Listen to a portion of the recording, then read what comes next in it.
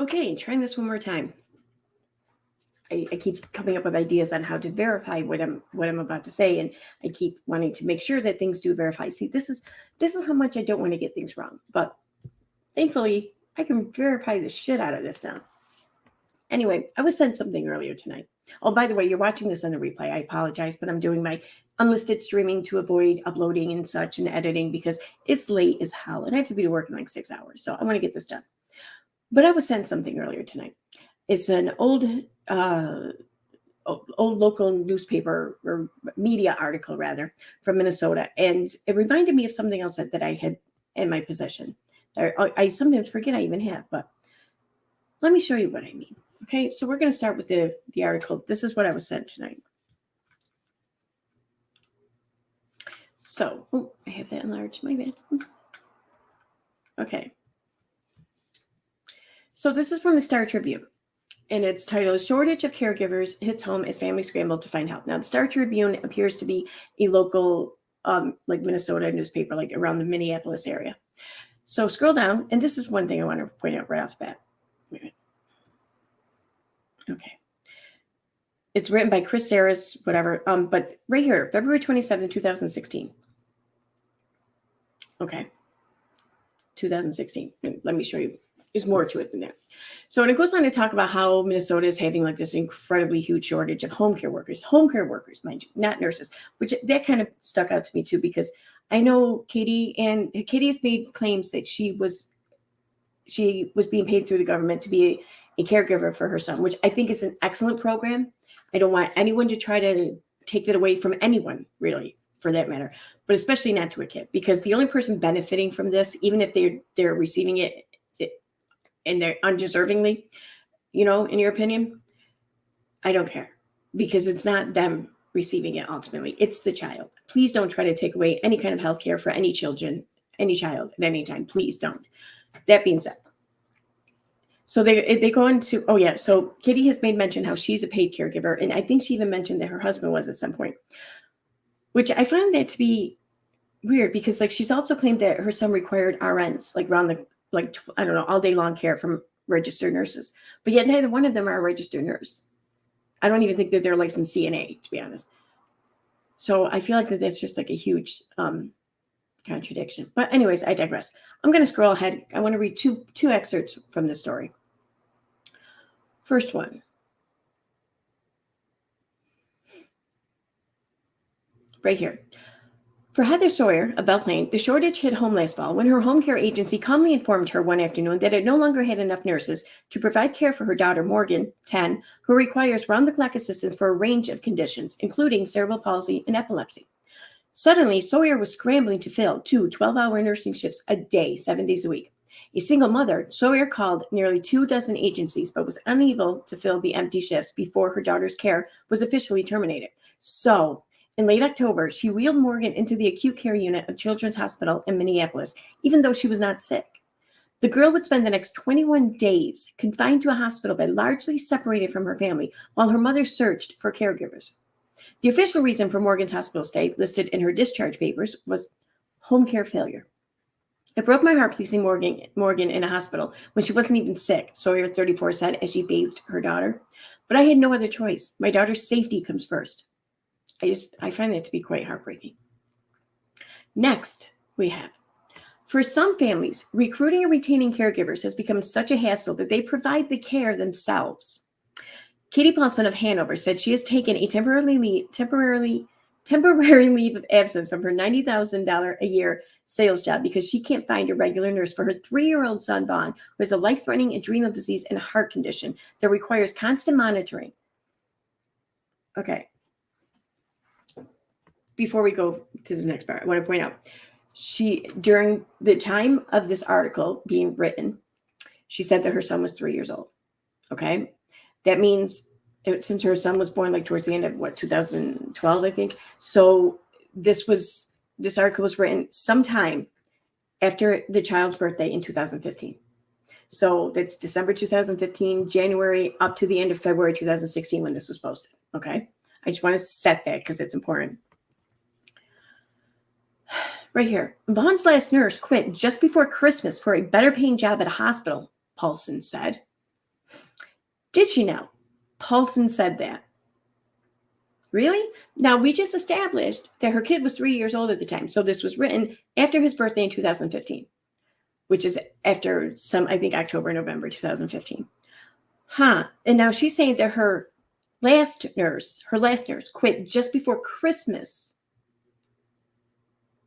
So she doesn't say like just before 2 Christmases ago. She says just before Christmas. And this was at the end of February. So that would stand to reason that she's talking about she's talking about Christmas 2015, the last Christmas. So she's saying from Christmas 2015 to now, when this was uploaded in 2016, she did not have a nurse. That's interesting. Okay, let me show you why that's interesting. Because, and this is something that I forget I have. Because let me just say right here, and because I'm covering up this person's face, their identity, I'm leaving as the first name in there. I see no point in contacting much of anyone in Katie's real life, but certainly not contacting anyone in Vaughn's real life. I have no desire to speak to any of his nurses, past, present, future, whatever, even if they could talk, if they weren't bound by HIPAA. No desire to. It's not the kid's fault. But let me show you what it is Katie shared on her Facebook page regarding this. Okay, there we go. So here we have, it's a screenshot. You see here, this was of a post from Without a Crystal Ball on Facebook. Here it says, Vaughn has 2 women in his life he has a crush on, and this is one of them. Amber, his nurse. Kid has good taste. Notice the date, January 12, 2016. So a month and a half before this article was posted. But yet, weeks after Christmas 2015. So she lied to the reporter, and the reporter didn't bother to verify this, which, I mean, that could be the case. I mean, this is kind of I don't think that this is really like a hard-hitting news piece. So maybe the standards for corroboration are just a little lower than they should be. I'll buy that. So she lied to the reporter. She lied to everyone who was reading this article. And what for? And she's hoping to gain from it, right? She's getting her name out there in media, in print. I believe she was writing at the time. So, of course, you're not going to turn that down. I mean, she's been in several news articles like this, all because of her son, pretty much, whether it had to do with just a family outing or something, or had to do with disposable straws or some shit. You know, there's been quite a few things. So she was lying, claiming to not have had a nurse since before Christmas 2015, when clearly here she has a nurse, and one who was around long enough for Vaughn to have a crush on, which, yeah, that's debatable, fine. But what's not debatable is this image. January 2016, she's alleging to have a nurse in her home for her son. So she's grifting.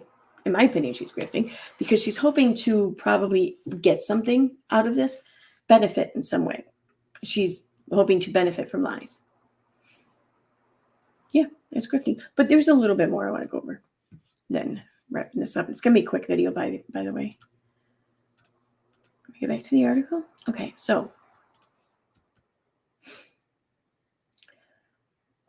this part too.